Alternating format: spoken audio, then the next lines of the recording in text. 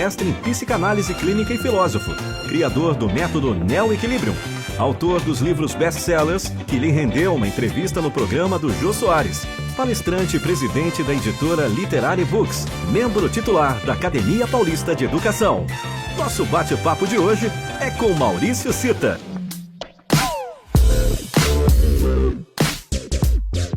Primeiramente, muito obrigado aí por nos receber no nosso canal Turnaround. E nós vamos falar de mudança de virada.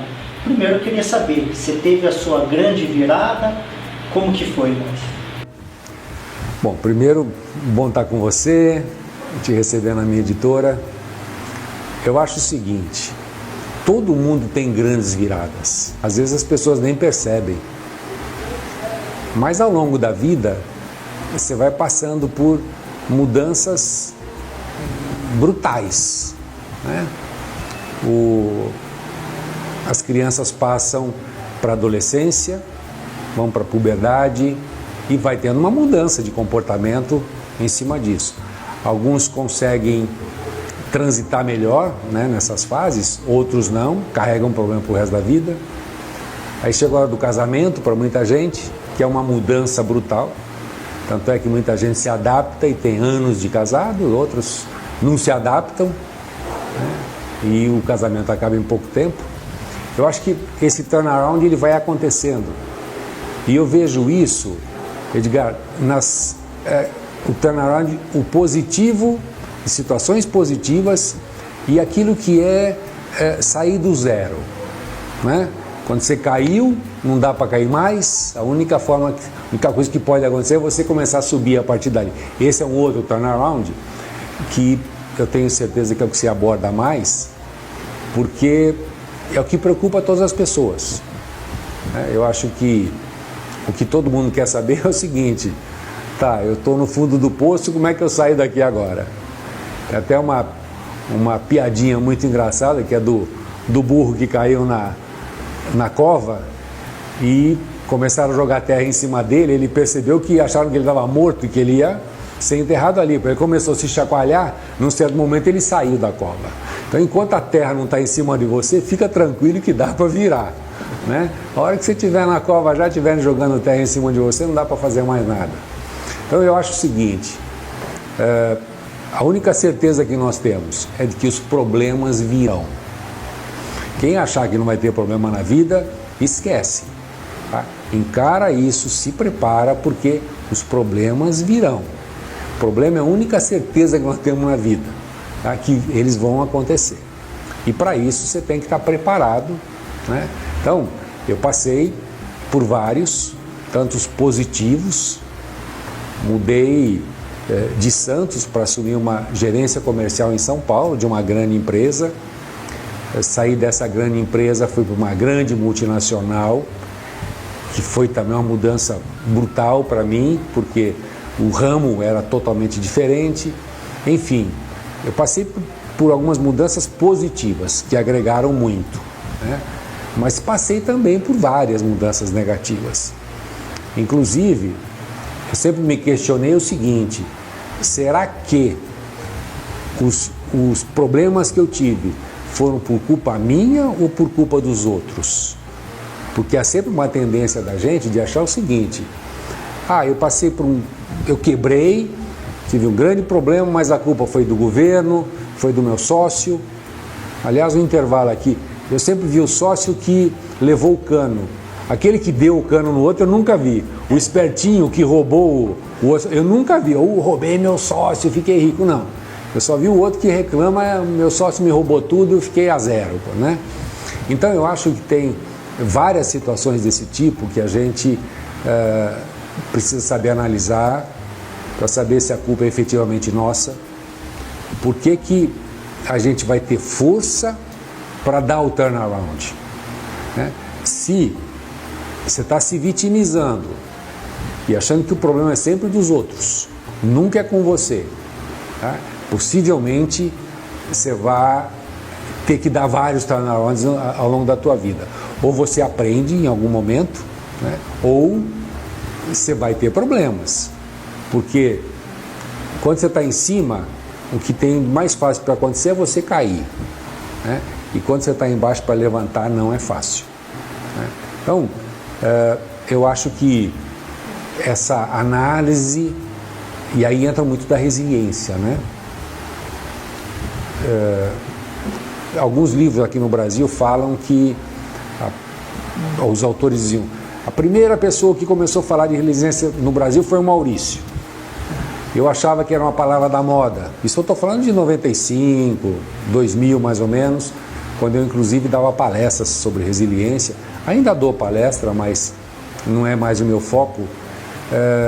Mas o mais importante é você ser absolutamente resiliente. Eu sempre acho que a meditação contribui muito para a resiliência. Aliás, eu não só acho, eu tenho certeza disso. Eu faço meditação há mais de um Edgar atrás, há mais de 35 anos. E a resiliência, a meditação ajuda muito no desenvolvimento da resiliência. Então, no turnaround, o mais importante é você, como diz a música, levantar, sacudir a poeira e dar a volta por cima.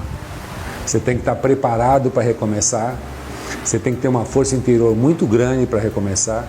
A mais do que isso, você tem que acreditar em você, você tem que se autoanalisar, como eu disse antes, saber quanto você tem de vítima e quanto você tem de culpa efetiva por tudo que está te acontecendo, né? Eu acho que a partir desse momento dá para fazer o turnaround. Então, é fundamental isso.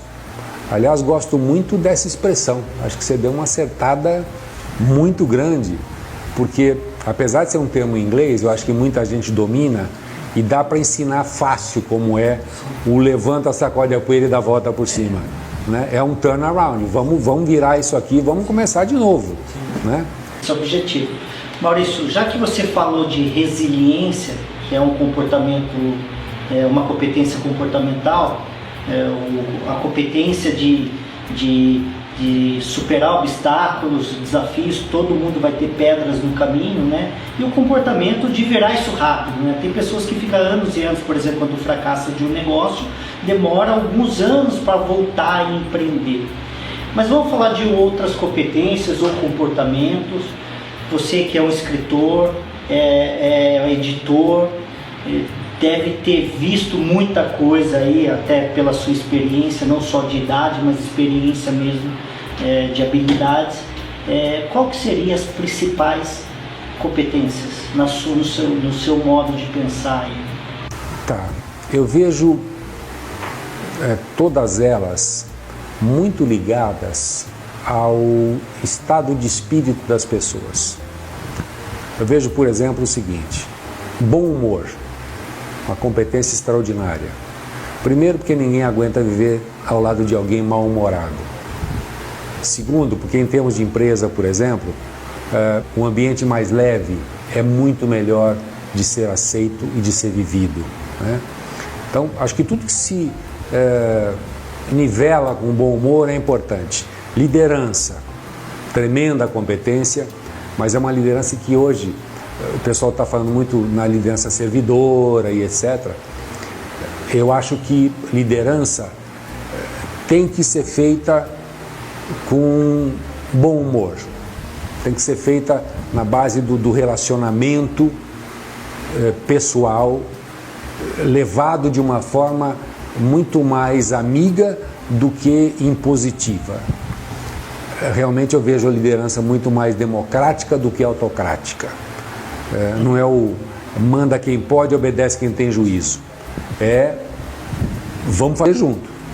Vamos lá, vamos liderar pelo exemplo, né? Mas vamos liderar de uma maneira, o Che Guevara dizia, né? Hay que ser duro sem perder a ternura, né? E o cara era um guerrilheiro e matava quem aparecesse na frente dele, pô. Talvez com um pouco de ternura. Mas eu vejo, isso também é uma coisa extremamente importante.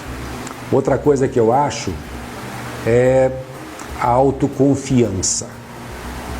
Eu vejo a importância da pessoa estar preparado para enfrentar os desafios, né? E aí entra autoestima, né? Volto com o bom humor, mas volto mostrando o seguinte: Quem não tem autoestima, quem não está confiante, quem está inseguro, tá? Dificilmente vai conseguir liderar alguém, fazer alguma coisa. Então eu vejo como uma competência absolutamente importante. Enfim, eu tento focar mais nessa parte comportamental, porque eu vejo o seguinte: sem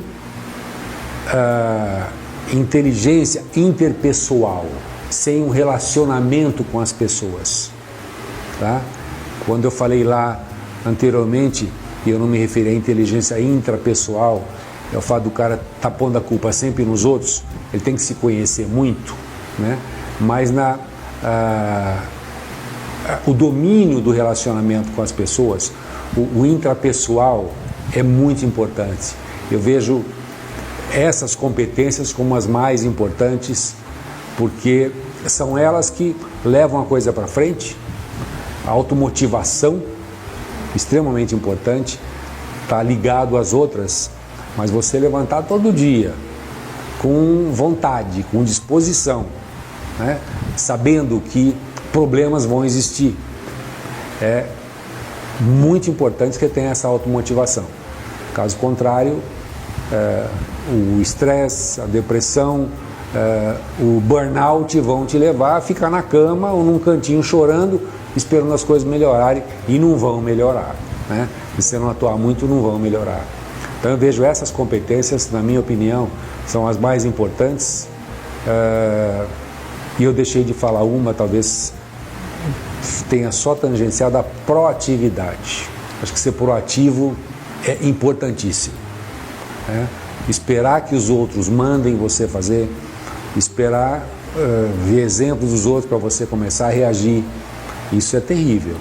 Você tem que sair da frente, que o trator vai passar, eu vou fazer, as coisas vão acontecer. Acho que a proatividade também é uma competência extremamente importante.